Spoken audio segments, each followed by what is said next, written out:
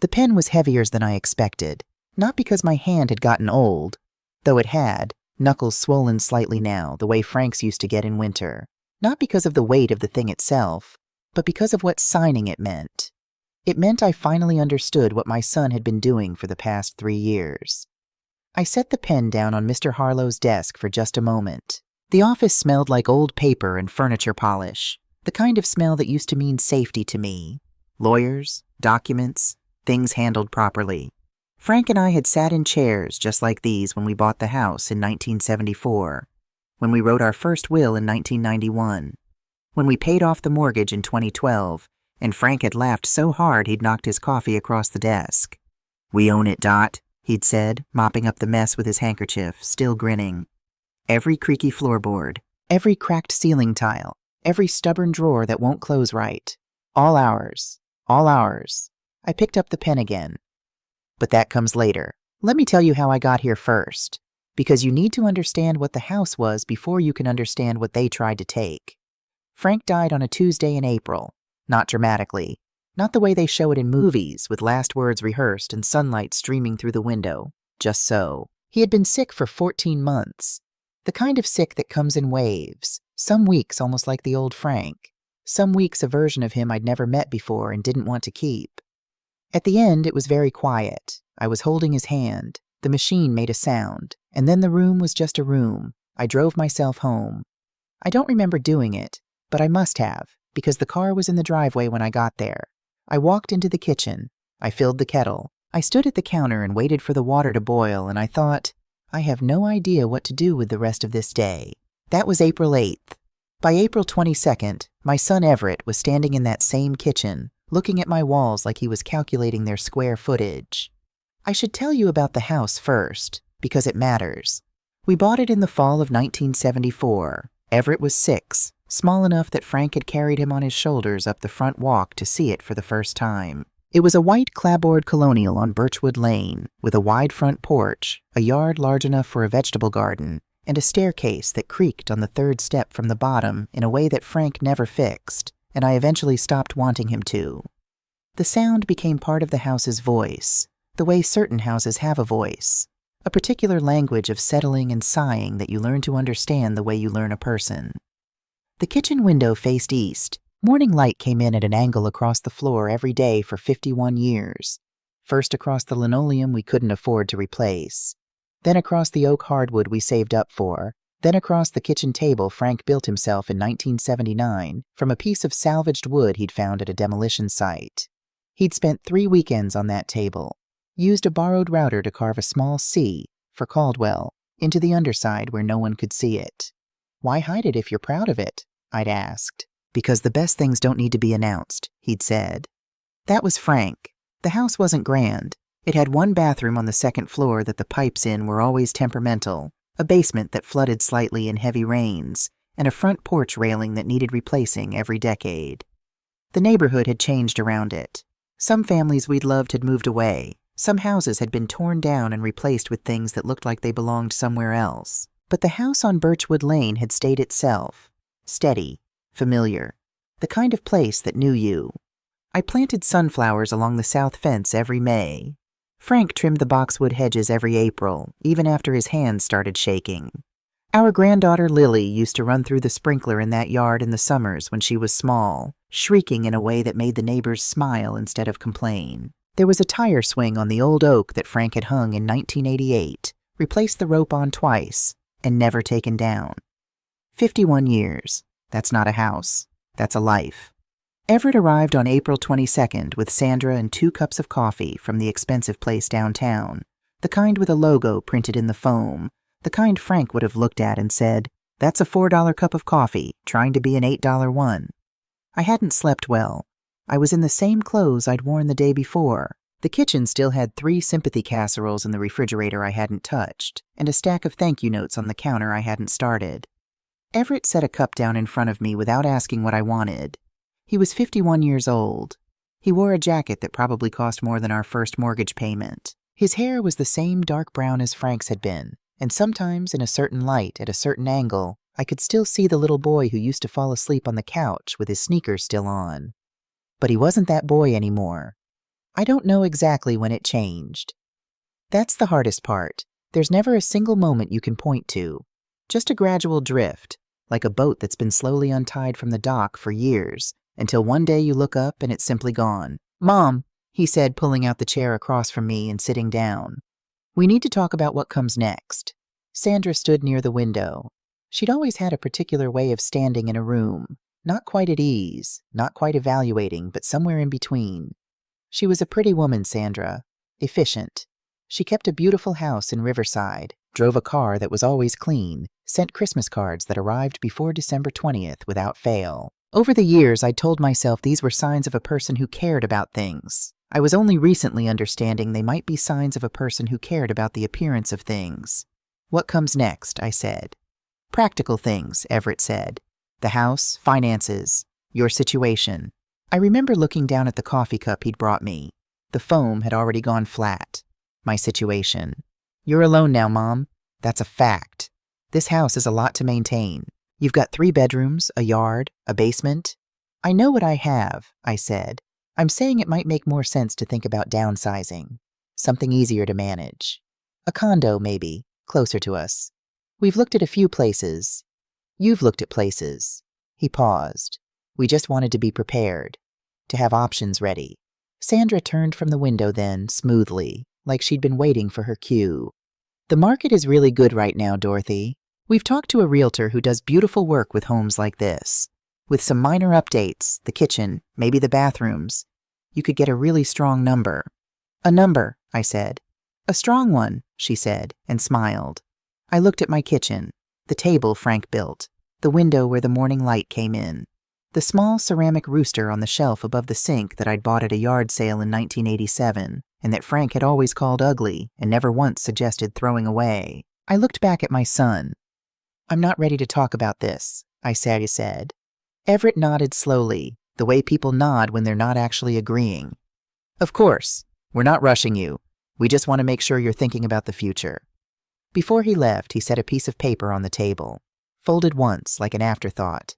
"Just some paperwork. Standard stuff. Something to look over when you have a chance." "No pressure, Mom. I just need you to renew the financial authorization Dad had set up. Keeps everything streamlined. Still in your name." I looked at the folded paper. I didn't pick it up. After they left, I stood in the kitchen for a long time, listening to the refrigerator hum and the third step creak as the house settled. Then I put the paper in the kitchen drawer, the one beneath the phone, the one I always meant to organize, and I made myself another cup of tea.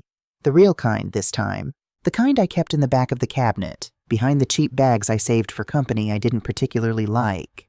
That night I sat in Frank's chair in the living room and read his letters. Not the recent ones, the old ones, the ones from before email, from before Everett was born, from before we were anything more than 2 young people trying to figure out what we were to each other. Frank had been a slow, careful writer. He'd cross out words and write them again. He'd leave wide margins. He wrote the way he built things, deliberately, with the understanding that what you were making would have to hold weight. I sat in his chair with the letters in my lap and the lamp on and the house dark around me, and I thought, maybe I'm overreacting. Everett was busy. He had a life, a career, responsibilities. He'd come 14 days after his father's funeral. That wasn't nothing. He'd brought coffee. He was worried about me. He's just being practical, I told myself. He just wants to help. I put the letters away and went to bed. I almost believed it. Agnes Whitmore showed up the next morning at 7:45 with a plate of cranberry scones and the expression of a woman who already knew more than she was going to say all at once. Agnes and I had been friends for 33 years. We'd met at a school fundraiser. Her youngest and my Everett were in the same 3rd grade class, and we'd stayed friends long after the children had grown and scattered and turned into people we were still learning. She was smaller than me, sharper-tongued, and possessed of a memory that I'd long suspected was actually a filing system. She forgot nothing. She filed it all, cross-referenced it, and retrieved it at exactly the moment it was most useful. She came in without knocking. She'd never knocked in 30 years, and I'd never asked her to. And she set the scones on the counter and filled the kettle herself. "Sit," she said. I sat. We drank tea for a while without talking. The morning light came through the kitchen window and lay across the floor in its familiar stripe. And outside I could hear a cardinal in the oak tree making the same sound it made every morning, and for a moment the grief sat quietly in the corner instead of in the center of the room. Then Agnes said, "Tell me about Everett's visit." I told her. Not all at once, in pieces, the way you tell things to someone you trust without worrying about the order. The coffee with the logo, the word downsizing, Sandra at the window, the paper left on the table. Agnes listened without interrupting. That was one of the things I'd always valued most about her. She never rushed the telling. When I finished, she was quiet for a moment.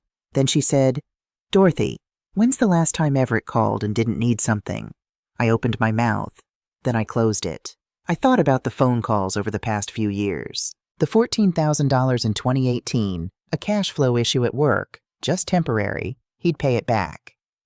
The $7,500 in 2020, Sandra's procedure, insurance hadn't covered as much as expected. The $9,200 in 2022, I didn't even remember what that one was for, which told me something I hadn't wanted to look at directly. I sat with her question for a long time. "I can't remember," I finally said. Agnes nodded. She didn't say "I told you so."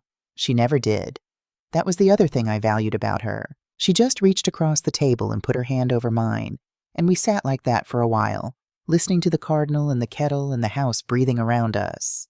5 days later, Everett came back. This time he brought Sandra, and also a man I'd never met, trim, quiet, with a briefcase and the particular careful smile of someone being paid to be present. "This is Robert Finley," Everett said. "He's helped a lot of families in your situation navigate these decisions." "My situation," I said again. "He's not here to pressure you," Sandra said. "He just wants to walk you through some options." I looked at Robert Finley. He looked back at me with his careful smile. I thought about Frank, about the table in the kitchen, about the C carved into the underside where no one could see it. I thought about my name on the deed. "I need you to leave," I said. The room went still. "Mom," Everett started. "All of you," I said. "I need you to leave my house." Sandra's expression didn't change exactly, but something behind it shifted, tightened. "Dorothy, we're trying to help. You're trying to help yourselves," I said, "and I'd like you to do it somewhere else." Everett looked at me for a long moment. I watched him decide something. Not to argue, not today.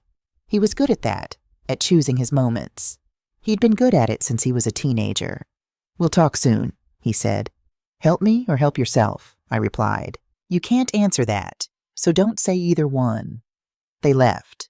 Robert Finley, to his credit, left quickly and without a word. I closed the front door and stood with my hand on the knob and the house quiet around me. And then, for the first time since Frank died, I cried. Not a quiet, dignified grief.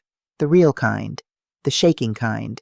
The kind that starts somewhere behind your sternum and works its way up whether you want it to or not. I wasn't crying because I was afraid of them. I was crying because I had looked at my son's face while I told him to leave, and I had not recognized what I saw there. Not anger. Not hurt. Just recalculation. The expression of a man adjusting his timeline. That was what broke me. Not that he wanted the house. Not that he'd brought a stranger into my home 2 weeks after I buried my husband. That he hadn't even flinched. I sat in Frank's chair until it was dark. Then I got up, turned on the kitchen light, and found the folded paper Everett had left on the table. I read it this time, all the way through. Property management authorization, financial co-signatory, standard renewal.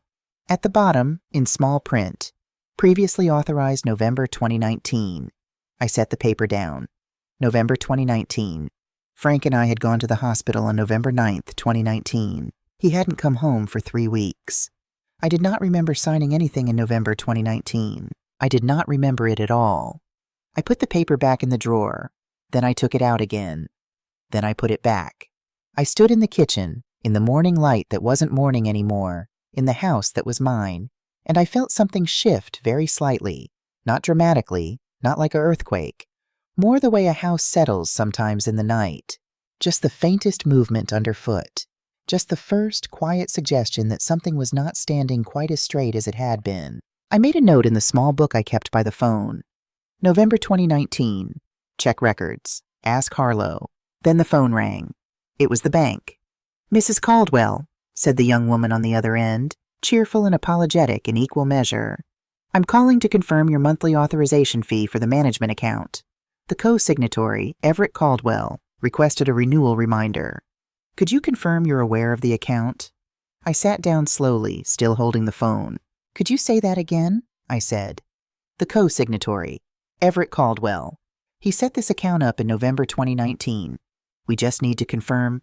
I'll need to call you back, I said. I set the phone down. The kitchen was very quiet. The cardinal was gone. The house had stopped settling. Outside, the wind had picked up, and I could hear the old oak moving, the one with the tire swing, the one Frank had planted in 1981, making the low sound it made when the weather was about to change. November 2019, I thought. Frank was in the ICU, and Everett was opening accounts. I sat at the kitchen table, the table Frank had built, the one with the C carved underneath, and I did not move for a long time. Something had cracked. Not broken, not yet, but cracked. And once a crack begins, it has a way of finding the places that were always just a little less solid than they seemed. I didn't sleep that night. Not the restless, turning kind of sleeplessness I'd grown used to since Frank died. The kind where you reach across the bed half awake and then remember, all over again, in the dark. This was different. This was the sleeplessness of a mind that had been handed something it couldn't put down. I lay on my side of the bed. I still slept on my side, still left Frank's pillow undisturbed. And I stared at the ceiling and I thought about November 2019. Frank had been admitted on a Thursday. I remembered the exact feeling of that Thursday, the particular quality of the November light through the emergency room windows, cold and flat and indifferent. I had sat in a chair beside his bed for 3 days before they moved him to the ICU. I had gone home only twice in those first 2 weeks, both times briefly, both times reluctantly, both times with the cellular phone Lily had insisted I carry pressed tight in my coat pocket in case something changed. I had not gone to a bank. I had not signed anything. I was certain of this the way you are certain of things that were happening while the world was ending, with the clarity that comes from paying attention to every single moment, because you were terrified of what the next one might bring. I got up at 5 a.m. I made tea. I stood at the kitchen window and watched the sky go from black to gray to the pale, washed-out blue of an early October morning, and I thought, there is a box under the stairs. Frank kept everything. The box was exactly where it had always been, in the space beneath the staircase, behind the coats. Next to the emergency flashlight, Frank had replaced the batteries in every January 1st, without fail for as long as I could remember. It was a brown banker's box, the kind with a lid that fits down over the sides. Frank had labeled it in his blocky, careful print, Important, House and Finance. Underneath, in smaller letters, as if he'd added it later, Dorothy, everything you need is in here. I carried it to the kitchen table. I made myself eat something first. Half a piece of toast, because I knew what Frank would have said about going through paperwork on an empty stomach. Then I lifted the lid. The box was organized the way Frank organized everything, chronologically, labeled with small adhesive tabs, nothing loose. Bank statements in their original envelopes, insurance policies, the mortgage records, going all the way back to 1974, the deed, tax returns filed neatly by year, warranty cards for appliances that had died years ago, kept because Frank believed in keeping things even when their usefulness was over. And near the back, a folder I didn't recognize. Forest green. No label on the tab.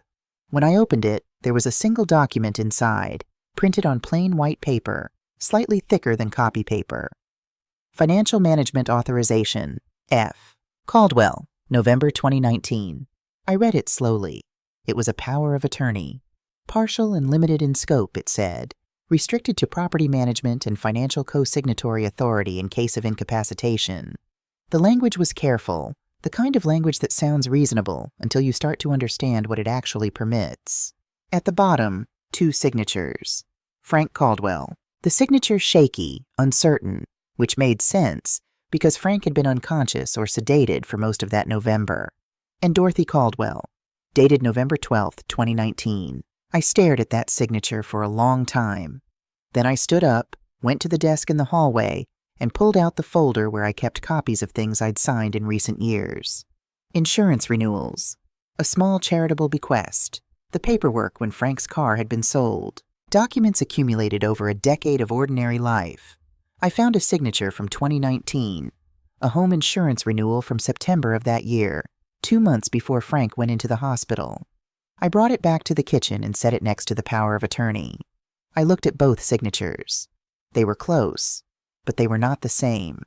The insurance signature had a particular habit I'd always had, a small upward flick at the end of the L in Caldwell, the tail curling slightly left. It was involuntary, a quirk developed over 60 years of signing my name. My third-grade teacher had complained about it. Frank used to tease me about it. The signature on the power of attorney had no such flick. It was smooth, clean, exactly right in every other way.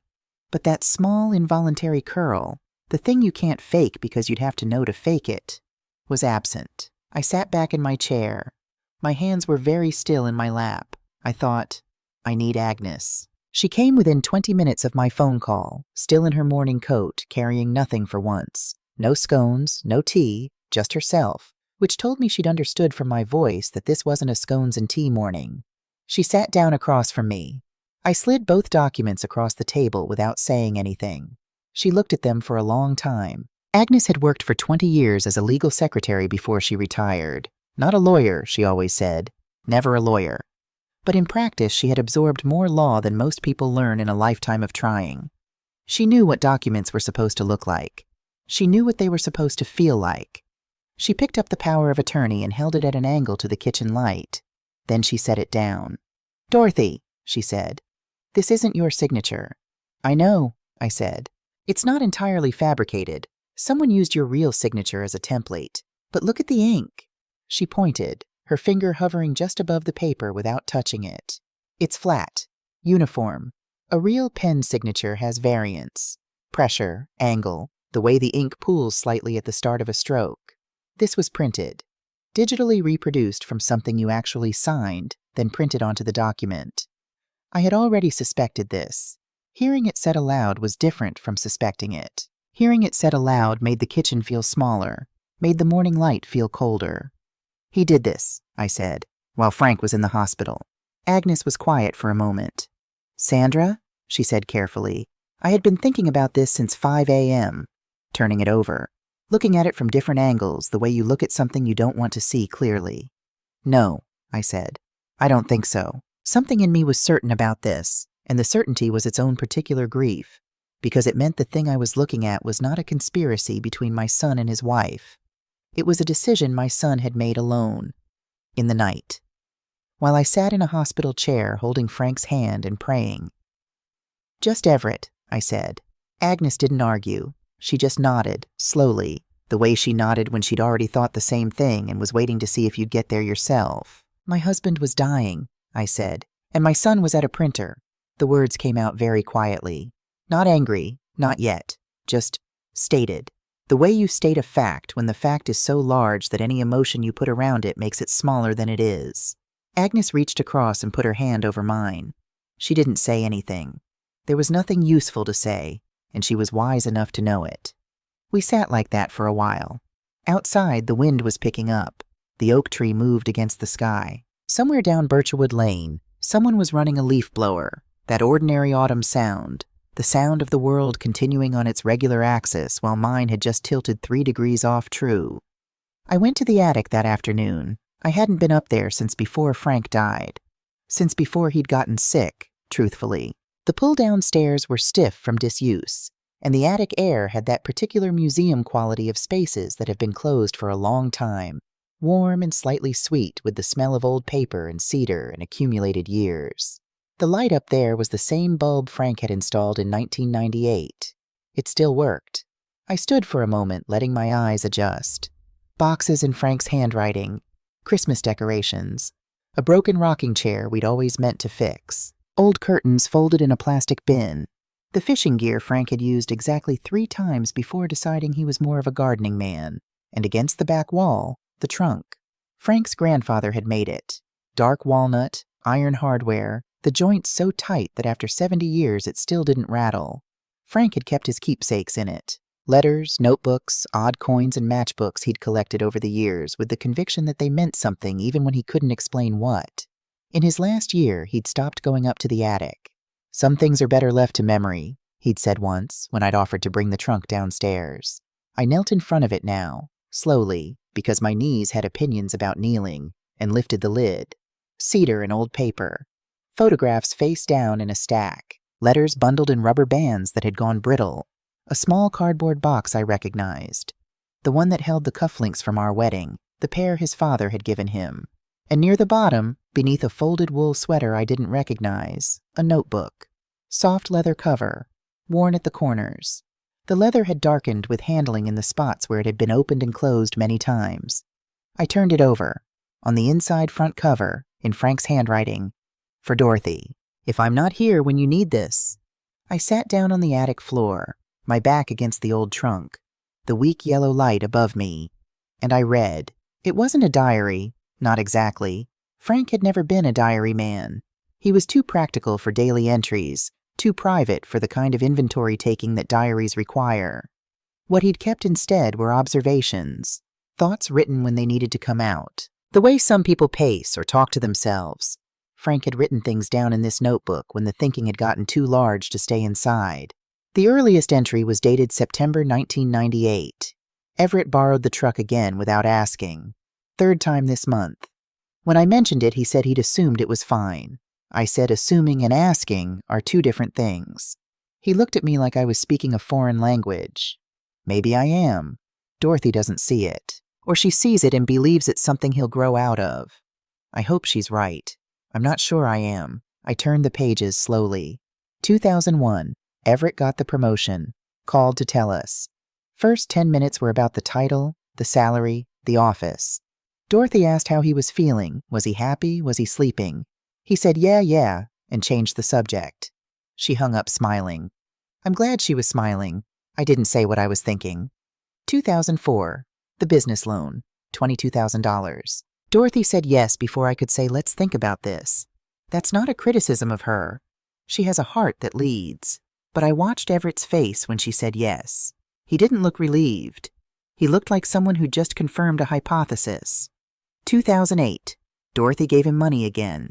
This time for Sandra's car. She didn't mention it to me until afterward. I didn't want you to worry, she said. I told her I wasn't worried about the money. She asked what I was worried about then. I said, I'm worried about what he's learning. She was quiet for a long time. Then she said, he's our son, Frank. And I said, I know. That's why it matters. I turned more pages, more years. The handwriting changed slightly over time, a little less precise as his hands had aged, but the voice stayed the same. Frank's voice, careful, honest, loving in the way that doesn't sweeten things because sweetening them would be a disrespect. And then, near the end, the handwriting changed more dramatically, larger, slightly uneven, the letters of a man writing when his hands were not entirely reliable. I knew when he must have written these last entries. It was before the hospital, but after the first diagnosis, that window of several months when he'd known what was coming and had been, in his quiet way, preparing. She gives more than she should. She always has. I don't say that as a criticism. I say it because the world has taken advantage of it, and I have spent 50 years watching her be surprised by that. Every time. As if she genuinely cannot believe that her kindness won't eventually be returned in kind. They will try to take it. Not the house. I mean her. Her voice. Her right to say no without justifying it. Her right to wake up in the morning in the place where she's lived her whole life and not have to defend that to anyone. I've done what I can. There's a trust document. 2010, properly drawn. Earl has the original. Dorothy, if you're reading this, go find Earl. He'll know what to do. I hope I'm wrong about all of it. I hope Everett surprises me. I hope the thing I see in him is something that can still be unlearned. But if I'm not wrong, if you're reading this because something has happened and you needed to come up here and find this, then I want you to know one thing. You are not fragile. You have never been fragile. You are the strongest person I have ever known, and you are also the person who is most convinced that you're not. I don't know how to fix that. But I want you to hear it, in my actual words, even if I'm not here to say them. Don't let them take it. Frank, I don't know how long I sat on the attic floor. Long enough for the light outside the small attic window to shift from afternoon to early evening.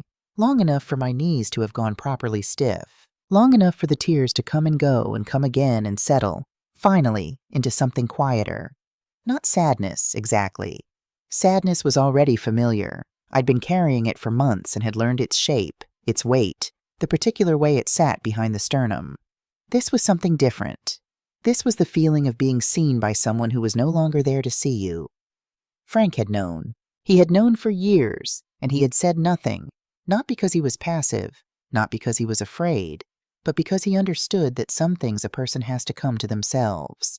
He had known, and he had quietly built a structure around me, like a man who plants windbreaks before the storm season, who hopes the storm never comes, but who loves too carefully to leave it to chance. Don't let them take it. I closed the notebook gently. I placed it back in the trunk. Then I stood up, slowly, with my hands on my knees, and I walked to the attic window and looked out at the yard. The heirloom rose Frank had nursed through 3 hard winters, the oak tree with the tire swing, the south fence where I planted sunflowers every May. Earl, I thought. I need to find Earl. But first, there was something else I needed to do tonight. I went downstairs. I washed my face at the kitchen sink. I dried my hands on the dish towel that had hung on the oven handle for so long it had faded from blue to the color of a winter sky. I sat down at the kitchen table. I picked up the phone. The clock on the wall read 9:07 p.m. Mr. Harlow answered on the 3rd ring. I had called his personal cell, the number he'd given Frank and me years ago, the number I had never used after business hours until tonight. "Mr. Harlow," I said. "I'm sorry to call so late. Mrs. Caldwell." His voice was careful, awake. "What's happened?" "I need to report a forged document," I said, "and I need to update my will, my trust, and every single financial authorization that currently exists with my name on it. Tonight, if you can talk. Tomorrow morning, if you can't." A brief silence. The sound of him moving, of a chair, of a lamp being turned on somewhere. "I'll be in the office at 8 a.m., he said. "I'll have everything pulled before you arrive." "Are you safe, Dorothy?" "I'm in my house," I said. "My house that I've lived in for 51 years. Yes, I'm safe." After I hung up, I sat for a while longer at the table Frank had built. I ran my fingers along the edge of it, the grain of the wood, the small imperfections where the sanding hadn't been quite even, the particular solidity of something made by hand by someone who'd intended it to last. I thought about the C carved on the underside. The best things don't need to be announced. Then I thought about the power of attorney in the green folder, the flat ink, the missing curl in the L of Caldwell. I thought about my son at a printer in November while I sat in a hospital chair.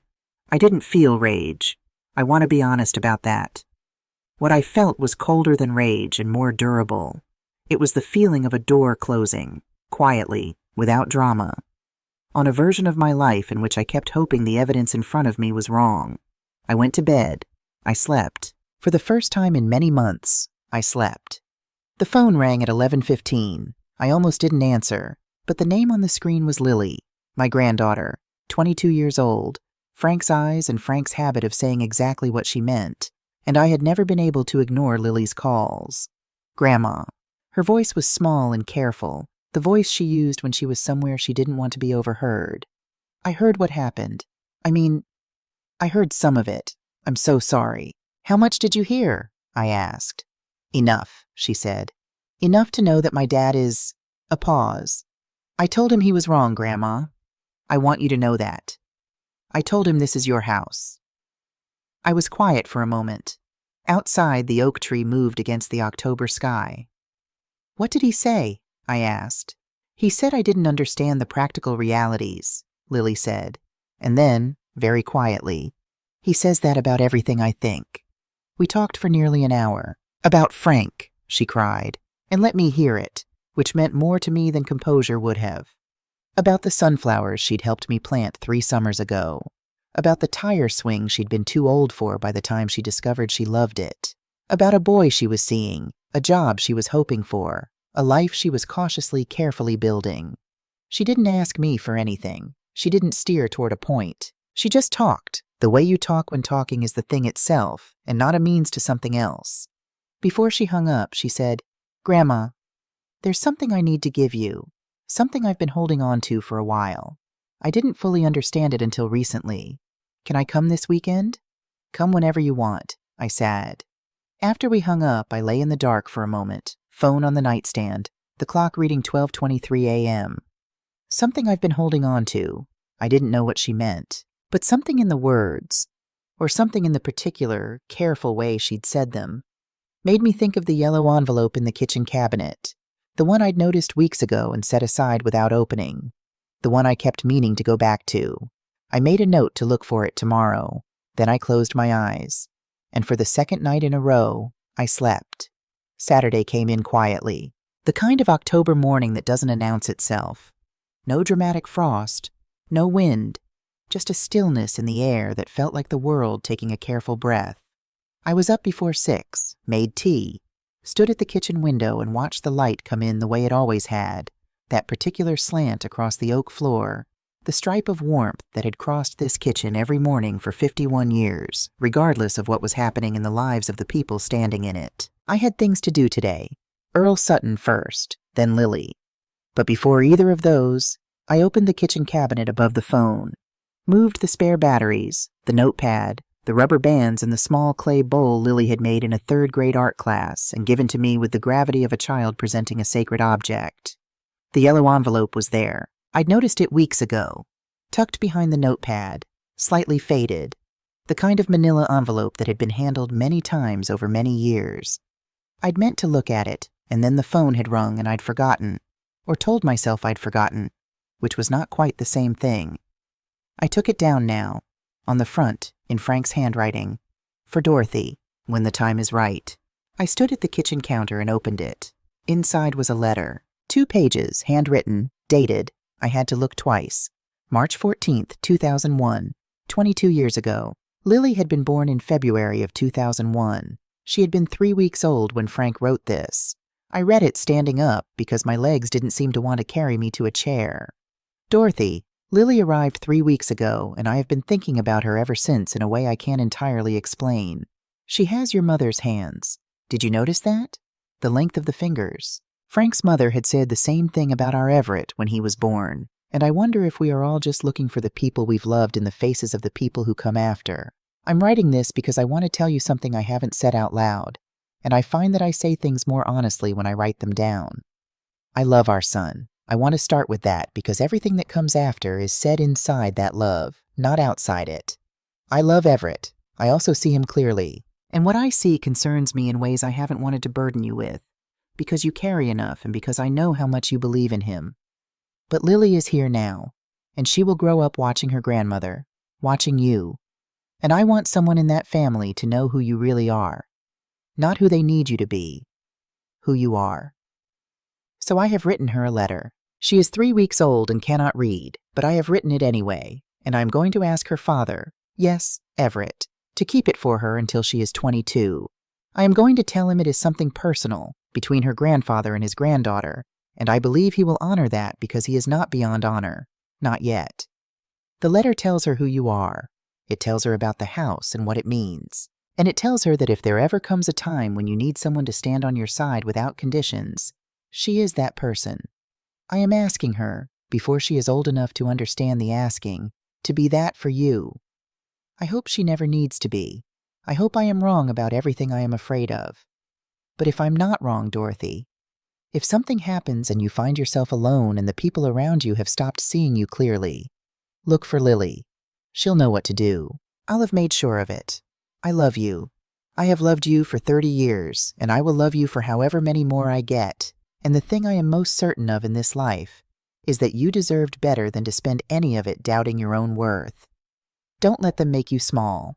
Frank, I read it twice. Then I folded it carefully and held it against my chest for a moment, the way you hold something you are afraid of losing, with both hands, with pressure, as if the physical weight of your care can keep a thing from slipping away. She'll know what to do. I'll have made sure of it. Lily was coming today, and she had something to give me. I called Earl Sutton at 8:30. He answered on the second ring, which told me something. People who answer quickly are people who are either expecting your call or perpetually available, and Earl had the unhurried quality of a man who had made peace with his days. "Dorothy Caldwell," he said. Not a question, as if my name were a sentence that completed itself. "You knew I'd call," I said. "Frank said it might be 10 years, might be 20. Said you'd call when you were ready and not before, and that I shouldn't push it. A pause. I got a call from Agnes Whitmore last week. Figured you were getting close. Agnes, I said. Agnes and her filing system. She didn't tell me details, Earl said. Just said you might need to talk to me soon. That was enough. Can you come today? I asked. I can be there by noon, he said. I'll bring what Frank left with me. What did he leave with you? A document, Earl said, and a letter for you. He said to give you both together in person. Said it mattered that it be in person. I thanked him and hung up. Then I stood in the kitchen and thought about Frank. Not the Frank of the last 14 months, the diminished Frank, the one I'd been watching slip away with a grief that began before the ending, but the Frank of 2010, of 2001, of all those quiet years in between. The Frank who had been, apparently, doing things I hadn't known about, building things, planning, moving slowly and deliberately, the way he built everything, with the long view in mind. The best things don't need to be announced. I made a second cup of tea. I ate an actual breakfast, oatmeal, with cinnamon, the way Frank had liked it. I sat at his table in the morning light, and I waited. Lily arrived first. She came at 10:30, her car parking in the driveway with a small, familiar crunch of gravel, and when she knocked, she always knocked, which I had always appreciated, and I opened the door. She looked at me for just a moment with Frank's eyes before she stepped forward and hugged me. She was taller than me now, had been for years, but she hugged the way she'd hugged since she was small, completely, both arms, no reservation. Hi, Grandma, she said into my hair. Come in, I said. I'll make tea. We sat at the kitchen table. She wrapped her hands around her mug the way Frank had always wrapped his hands around his coffee cup. The full grip, fingers laced, the mug held like something warming you from the inside out. She looked around the kitchen for a moment, the ceramic rooster, the dish towel, the morning light on the floor, and I saw something move across her face. Not nostalgia exactly. Recognition. I love this kitchen, she said. It loves you back, I said. It always has. She smiled. Then she reached into the bag she'd brought and set something on the table. A yellow envelope. Not the one from the cabinet. That one I'd already opened, already held, already folded back into the shape of a question answered. This was a different one, slightly smaller, with Lily's name on the front in Frank's handwriting, and beneath it, open when you are 22, not before. Dad gave this to me on my 22nd birthday, Lily said, in February. He said Grandpa had given it to him when I was born and made him promise. Dad kept the promise. I'll give him that. A small pause. I think it might be the only promise he's kept lately. She slid the envelope across the table toward me. He addressed it to me, she said. But he wrote it for you. I understood that when I read it. It's yours, Grandma. I looked at the envelope. You've already read it? He wanted me to, she said. That's why he wrote it to me, so I would understand what he was asking me to do. She met my eyes. I've been your person since February, Grandma. I just didn't know you needed me yet. I opened the envelope. Inside, a single page, folded once, dated February 2001. Lily. You are 3 weeks old, and I am writing to you anyway, because some things don't wait for the right time. Your grandmother is the finest person I have ever known. She is also the person least likely to defend herself, which means that someday, someone may need to do it for her. I am hoping that person is you. By the time you read this, you will be 22 years old. I may still be here. I hope I am. But if I'm not, or if I am here but no longer able to do what needs to be done, I am asking you to look after her, not to manage her, not to decide things for her, to stand beside her, to call her on her birthday, to come when she needs someone and to bring yourself, not an agenda. She will tell you she's fine. She may even believe it. Ask a second time. The house on Birchwood Lane is her home. It is the place she built her life, and it is the place she should be allowed to stay for as long as she chooses. If anyone tries to take that from her, through pressure or paperwork, or the particular cruelty of making someone feel foolish for wanting to stay where they belong, I am asking you to stand in the way of that. You come from her, Lily. Whatever is best in you, the stubbornness, the honesty, the way you hold the people you love without letting them feel held, that came from her first. Honor that. All my love, across whatever distance. Grandpa Frank, I set the letter down. Lily was watching me with Frank's eyes. He knew, I said. He knew all of it. I think he knew everything, she said quietly. I think he spent a long time knowing things he didn't say because he loved you too much to make you carry what he was afraid of. But he made sure someone else was carrying it. Just in case. I looked at my granddaughter across the kitchen table, 22 years old, Frank's eyes, my mother's hands. A person who had driven here on a Saturday morning not because she needed anything, not because she was angling towards something, but because a man who loved me had written her a letter before she could read and asked her to be someone worth trusting. She had done it. You're a good person, Lily, I said. I had good teachers, she said. Both of them. She paused. Grandma, what are you going to do? I have someone coming at noon, I said. A friend of your grandfather's. After that, I have an appointment with Mr. Harlow on Monday. I looked at her steadily. I'm going to make sure this house stays mine.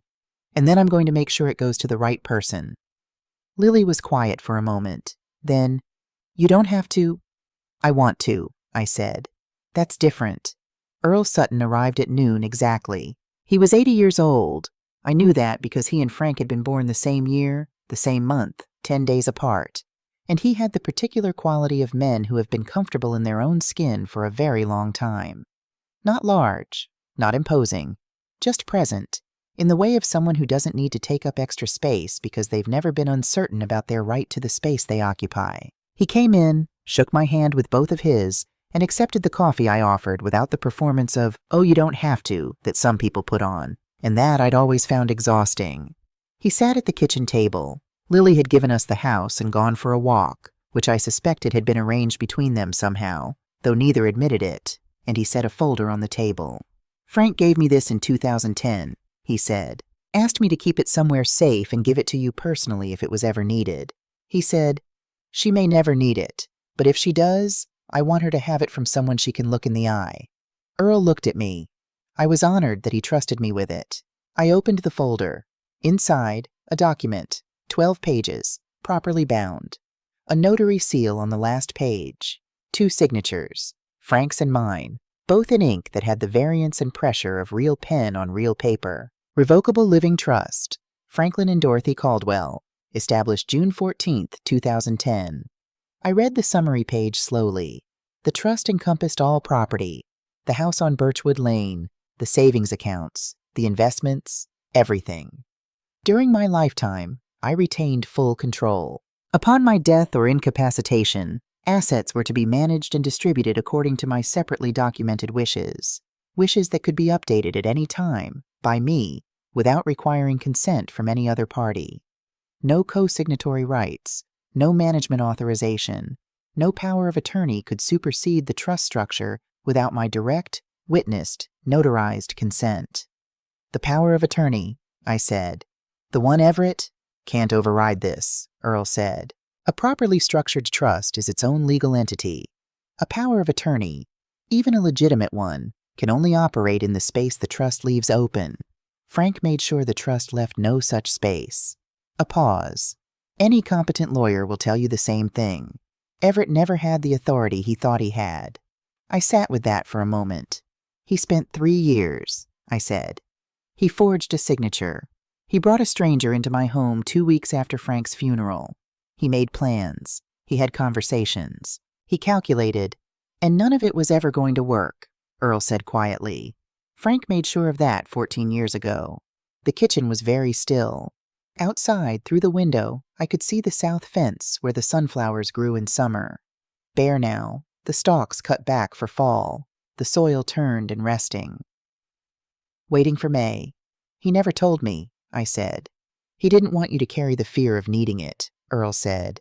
He wanted you to live your life. He just wanted to make sure that I'd be all right. My voice was steadier than I expected, even if he wasn't here. Earl nodded. I pressed my hand flat against the kitchen table. Frank's table. The grain of the wood under my palm, the small imperfections, the solidity of something made to last. Thank you, Earl, I said, for keeping it, for coming today. Frank was my oldest friend, he said. It was the least I could do. Monday morning I put on my gray coat, the one with the velvet collar, the one Frank had always said made me look properly formidable, and I took the bus to Mr. Harlow's office on the 6th floor of the glass tower downtown. I brought the trust document, the power of attorney with the flat ink, the folder of bank statements Agnes had helped me organize, and Frank's notebook, which I brought not because it was evidence, but because I wanted it near me.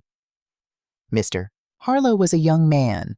They all seemed young now, lawyers and doctors and everyone who worked in offices. But he was careful and thorough, and when I laid the documents on his desk, he went through them without rushing, without performing any of the condescension I'd half expected. The forged power of attorney is a serious matter, he said. You have options, including filing a report. But the more immediate issue is the trust, I said. I want to make it current. I want to add provisions, and I want to change the beneficiaries. He looked at me steadily. All right, tell me what you want. I told him. Lily would be primary beneficiary, the house and everything in it, under a structure that protected her from outside pressure. If she was ever in a position where someone tried to compel her to sell, the trust structure would hold. The house could not be sold without her direct, uncoerced, witnessed consent. I would add a provision that any attempted legal challenge to the trust would result in the challenging party being removed from any future consideration. Everett, Mr. Harlow said carefully. Everett, I confirmed. He is not to have any legal claim on this property or this estate. Not now, not as a secondary beneficiary, not under any circumstance. I paused. He is still my son. That doesn't change. But a parent's love and a legal inheritance are two different things, and I am finished confusing them. Mr. Harlow wrote everything I said. He asked careful questions. He suggested 2 additional provisions I hadn't thought of, both of which were excellent, and I said yes to both. When the documents were drafted and I had signed them, with the full flick of the L in Caldwell, the one that was mine and no one else's, I sat back in the leather chair and felt something I hadn't felt in months. Agency. The clean, uncomplicated feeling of a decision made clearly, by a person who knew her own mind, in her own name, with her own hand. Is there anything else? Mr. Harlow asked. Yes, I said. I'd like to write a letter to accompany the trust documents. For Lily. To be held with the papers and given to her when the time comes. He slid a cream-colored envelope across the desk without a word. I took it home to write it. That kind of letter needed my own kitchen table, my own light. Frank's chair pulled close, the ceramic rooster on the shelf above the sink, watching over the proceedings with its slightly skeptical expression. That evening, I wrote it. Lily, by the time you read this, I will have had however many more years were given to me, and I will have spent them in this house, in this kitchen, at this table your grandfather built before either of us knew you were coming. The house is yours now, not as a burden, not as an obligation, as a gift, the only kind worth giving, which is the kind that asks nothing back. It has chipped counters and a staircase that creaks on the 3rd step from the bottom, and pipes that complain in January, and a kitchen window that faces east so the morning light comes in every day at an angle your grandfather and I argued about for years. He called it perfect. I called it blinding. We were both right. There is a C carved into the underside of the kitchen table. He put it there in 1979. He said the best things don't need to be announced. I have been thinking about that for 50 years, and I think he was right about that too. Take care of the sunflowers. Plant them every May along the south fence. He planted them for you the year you were born, and they have come back every summer since. You were sent to me by your grandfather. I am sending the house back to you through him. With all the love I have, which is more than I have ever known how to say. Grandma Dorothy Everett came on a Thursday. No call ahead. The crunch of his car in the driveway, the particular sound of his engine, which I had known for 20 years. I was folding laundry in the kitchen when I heard it. I folded the last towel, stacked it neatly, set the stack in the basket. Then I went to the front door and opened it before he knocked. He looked, for the first time in a long time, uncertain. Not the performed uncertainty of someone recalibrating a strategy. Actually uncertain. His face had the quality of a man who'd been told something he hadn't expected and hadn't yet decided what to do with it. Mr. Harlow sent me a letter, he said. I know, I said. I asked him to. Mom, come in, I said. Not because this will be a long conversation, but because it should happen inside, where your father's things are, where it means something. He came inside. He stood in the kitchen, the same spot he'd stood in 6 weeks ago with his real estate agent eyes, and he looked different in it now, smaller, somehow. The room the same size it had always been, but something in his relationship to it changed. I handed him the envelope. Inside, a copy of the trust document, the letter from Mr. Harlow regarding the forged power of attorney, and a single handwritten page. He opened the handwritten page. I had written it the day before. Short. I'd written it 6 times before I got it right, and right turned out to be simple. Everett, your father knew what you were planning. He knew years before either of us would have named it. He loved you anyway. That's the kind of man he was. I love you anyway, too. That's the kind of mother I am. But love is not the same as permission, and silence is not the same as consent. The house was never yours to take. The trust your father built in 2010 made sure of that. You were never as close as you believed yourself to be. I am not angry. I want you to hear that clearly. I am not angry. Anger would mean I still expected something different from you, and I have let go of that expectation, which is one of the saddest things I have ever had to do. If you want a relationship with me, the door is not closed, but it opens from your side, and it opens only one way, as my son, not as someone with a plan, not as someone who needs something. As the boy I raised, who somewhere along the way forgot that the people who love you are not resources. Your father planted sunflowers in this yard the year Lily was born. They have come back every May for 22 years. I hope you come back too. But I can't wait anymore. Mom, he read it twice. I watched his face while he read it. I had spent 51 years learning to read Frank's face, and the practice had given me, I thought, some facility with faces generally. What I saw in Everett's face was complicated, more complicated than I'd expected, which told me something I'd been afraid to let myself believe, that there was more in there than calculation, that somewhere beneath the man who'd stood in this kitchen with real estate agent eyes, there was still someone who could be reached. Whether he would allow himself to be reached was another question, one I couldn't answer for him. He folded the letter carefully, put it in his inside pocket, over his heart, which may have been unconscious, or may have been the most honest thing he'd done in years. He looked up at me. I didn't know about the trust, he said. I know, I said. That doesn't... He stopped. Tried again. It doesn't make the rest of it all right. No, I said. It doesn't. A long silence. The clock on the wall ticked. The third step creaked slightly as the house settled, the way it always did in the afternoon when the temperature changed. I'm sorry, Mom, he said. The words were quiet, unadorned, nothing performing around them. I looked at my son, 51 years old, Frank's hair, my stubbornness, a person I had loved before he existed and would love after I was gone, a person who had hurt me in ways I was still mapping, and I said, I hear you. Not it's all right, not I forgive you, not yet, not today, not without time and evidence and the slow work of trust rebuilt from the ground up. Just I hear you. He nodded. He moved toward the door. At the threshold he paused, the same pause he'd always made since he was a teenager when he was weighing whether to say the last thing he was thinking. The house looks good, he said. It always looked good. It always was, I said. He left. I stood at the window and watched his car back out of the driveway. He paused at the end, longer than necessary. Then he drove away. The following Sunday, Lily came to help with the garden. She arrived at 9 with mud boots and her grandmother's stubbornness and a flat of tulip bulbs she'd picked up at the nursery.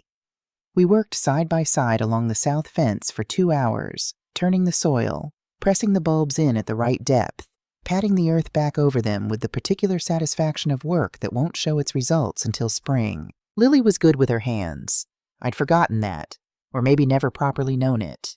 She worked quietly and steadily, the way Frank had worked, without needing to fill the silence with words.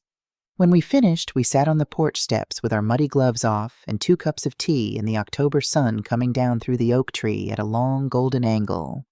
Grandma, she said, can I come for Thanksgiving? You can come for every Thanksgiving, I said.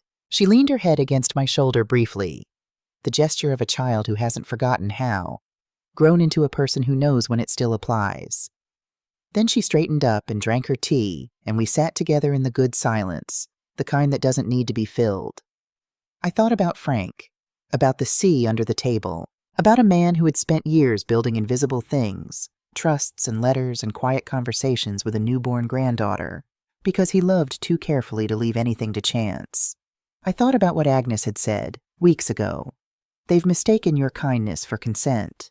I thought about the pen in Mr. Harlowe's office, heavier than expected, and what I felt sitting on the porch of the house on Birchwood Lane on a Sunday in October with my granddaughter's shoulder warm against mine and the tulip bulbs sleeping in the ground under the south fence was not triumph. It was something quieter, something that had been in the house all along, in the creak of the third step and the morning light across the floor and the sea carved where no one could see it. It was simply this: I am still here. And I knew, with the certainty of a woman who had stopped waiting for other people to confirm what she knew, that here was exactly where I was going to stay. The tulips came up in April. First the green spears, pushing up through the cold ground in the particular way of things that have been waiting patiently underground for their moment. Then, over 2 weeks, the blooms, yellow and red and a deep saturated purple Frank would have loved. Lily was there when they opened. She'd come for the weekend, was sleeping in the upstairs bedroom that had always been the guest room, and that I was beginning slowly to think of as Lily's room. She stood at the south fence on a Saturday morning with her coffee and looked at the tulips for a long time. "He planted sunflowers here," she said. "For me." That's what the letter said. "Every May," I said, "for 22 years. She was quiet for a moment. "I'll keep planting them," she said. "When—" She stopped. "For a long time." "I know you will," I said. She turned from the fence and looked at me with Frank's eyes, that clear, unhurried gaze that didn't need to look away from difficult things. "Are you happy, Grandma?" she asked. I thought about it honestly, the way the question deserved. "I'm here," I said. "In my house, in my garden, with you." I looked at the tulips, the fence, the oak tree, the porch with its slightly splintered railing. Yes, I think that's what happy feels like when you stop waiting for it to announce itself. She smiled. Frank's smile, the one that started slow and meant what it said. We went inside. I put the kettle on. The morning light came through the kitchen window the way it always had, that long diagonal stripe across the oak floor, across the table Frank had built, across the small clay bowl Lily had made in the 3rd grade. 52 years now. The house on Birchwood Lane stood exactly as it had always stood, the clapboard a little weathered, the porch rail a little worn, the 3rd step creaking in exactly the way it had always creaked, in exactly the way I had long since stopped wanting to fix. It was mine. It had always been mine. And now it would be hers. My son thought he was inheriting a house. What he didn't know was that Frank had already given it to someone who deserved it.